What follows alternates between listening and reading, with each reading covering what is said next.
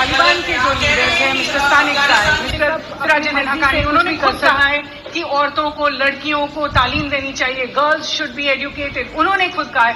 Farmer president کارزائی، ان کے خود کے بیٹی جب گریجویٹ کر رہی تھی اور کہہ رہے تھے کہ اس کے بعد یہ نہیں پڑھ سکتی ہے. Women cannot work in banks. Women cannot work in places they used to work in. At the United Nations, other places that they used to work. So when are you going to allow women, or at least change the rules so that women in Afghanistan can go back to studying?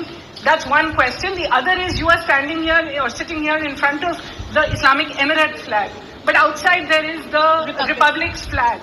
So which is the flag? What is the flag at the embassy here?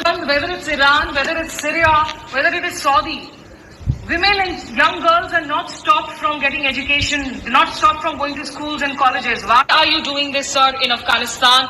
When will they be allowed to go back and get their right to education? And secondly, do you have any regrets over the brutal killing of internationally acclaimed photojournalist and our colleague Danish Siddiqui?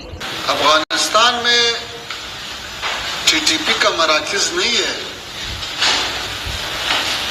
ہمارے کامیابی سے پہلا جب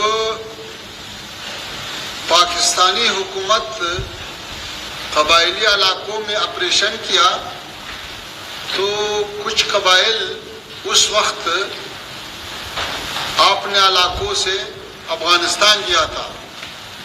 اس وقت امریکہ اور اس کے جو تحت حمایہ حکومت تھے وہ حاکم تھے. تو یہ لوگ جو مہاجر کہہ سکتا ہوں وہ ہمارے لیے سابق حکومتوں سے میراث پہ باقی ہے.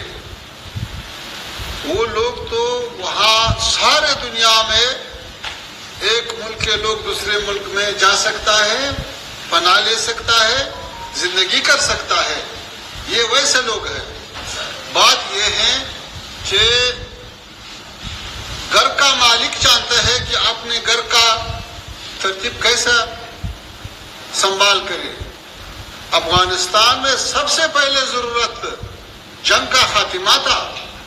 یہاں پہ تقریباً 48 سال پہلے جب جنگ شروع ہوا، وہ ابھی 4 سال سے آرام ہے. یہ 40 سال سے اوپر سالوں میں لڑائی تھا. ابھی ہم ایسا پالیسیاں اختیار کیا ہے جو آہستہ آہستہ آگے چل رہا ہوں تاکہ پھر کوئی مخالفت اور کوئی لڑائی اور جنجال افغانوں کے درمیان